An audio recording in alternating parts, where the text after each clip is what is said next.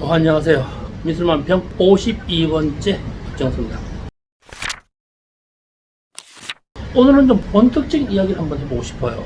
우리나라의 미술품은 해외 시장에서 많이 비싸다, 몹시 비싸다는 이야기를 자주 합니다. 지금은 코로나19 때문에 해외 원정 판매를 할 수 없지만 지금의 사태가 아니면 현재도 지금 외국 어느 나라에선가는 우리나라 화가의 작품을 선보이고 있었을 겁니다. 분명히요. 수많은 국내 아트페어에서도 미술품이 몇몇 있지만 넉넉한 시장은 아닙니다. 그럼에도 불구하고 해외 나가서 작품을 판매한다는 것은 그만큼 가능성이 높기 때문일 거라고 생각을 합니다. 그러면 왜 우리나라 시장에서 안 되는데 해외 시장이 될 것 같은가? 답은 간단합니다. 그들이 처음 보고 그들이 낯선 작품이 예술이기 때문이죠.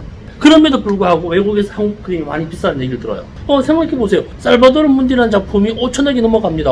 1,000억이 넘는 작품이 부지기수고요. 100억이 넘는 그림은 수천 점입니다. 우리나라에서 제일 비싼 거요? 수학 김한기 화백의 추상이죠. 135억. 꼴랑 한 점밖에 없습니다. 그런데 문제는요, 다 그런 건 아니지만 외국 아트페어에 어떤 작품이 나가느냐가 아니라 누가 나가기 때문으로 생각을 합니다. 비싼 이유가요. 요즘은 젊은 갤러리스트들이 자기 색깔과 자기 의미와 맞는 예술가의 작품을 가지고 해외에 나갑니다. 그런데 해외 시장을 개척해 나가면서 상당히 많은 기간 동안 작품과 상관없이 참가할 수 있는 돈 있는 화가를 선택하였죠. 지금은 그런 말 잘 하지 않습니다. 돈 있을 법한 분에게 가가지고 작가님 작품 유럽 시장이 잘 맞을 것 같아요. 어찌 한번 나가볼까요? 그 비용을 받았죠. 이런 문제가 나온 것은 화가보다도 갤러리스트가 문제였다고 인정을 합니다. 그러다가 보니까요, 새로운 유형의 작품을 선보이기보다는 돈 있는 화가를 선보였고요. 치열한 작품 활동하는 젊은 새로운 나름의 화가들은요, 돈이 없었습니다. 그러니까 힘들었죠. 사실 우리나라 미술은 비싸지 않습니다. 지금 오해하지 마세요. 풍경화나 정문화를 폄훼하거나 예술성이 없다거나 그렇게 얘기하는 건 아닙니다. 문화센터나 일반 화랑이나 화실에서 취미로 그림을 그리다 보면은 한 2, 3년 그림을 그리잖아요. 그분들이 화가 별거 아니라는 사실을 알게 돼요. 가르치는 분의 작품이나 별반 차이 없다고 느끼죠. 이게 철학이나 사상이나 사회성에 관련된 새로운 예술 창작의 의지와 표로 가르치는 것이 아니라 모양을 가르쳤죠. 기법과 모양을 강습했기 때문입니다.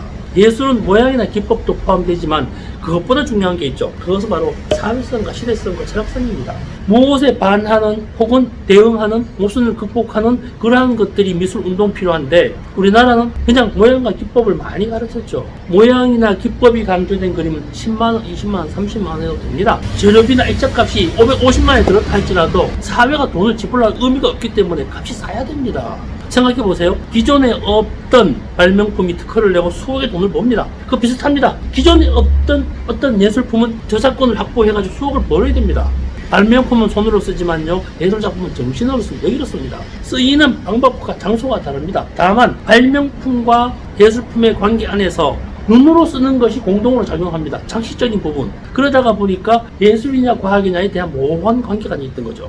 다시 한번요, 해외 아트페어 가면요, 자기네 나라 인상주의 닮은 풍계가 한국 돈으로 10만원, 20만원이면 되는데 한국에서 온 이름도 알 수 없는 비슷한 유형의 그림 300만원 한대요. 미님을 닮은 장식적인 색깔 있는 화려한 그림이 자기 나라에선 20만원, 30만원 사는데 한국에서 온 유명한 화가라고 400만원, 500만원 한대요. 이러는 반면에 독특한 예술 세계를 지닌 젊은 미술 작품이 몇 천만원, 몇 억이 판매됩니다. 해외 시장에서요. 그걸 기억해야 됩니다. 우리나라 화가들이 페어 작품에 비싸다고 하는 이유는요, 비슷한 유형의 미술품이 비교 대상으로 자유하기 때문에 분명히 기억해야 됩니다. 이거요. 비싸다 싸다라고 하는 것은 그 나라에 비슷한 유형의 비교 대상이 있기 때문입니다. 비교 대상이 없는 미술품은요, 예술이면서 가격을 말할 수가 없습니다. 비교 대상이 없는 예술이 참 예술인 것이죠. 오늘은 여기까지 하겠습니다. 좋아요와 구독 부탁드리고요. 좋은 하루 되시기 바랍니다.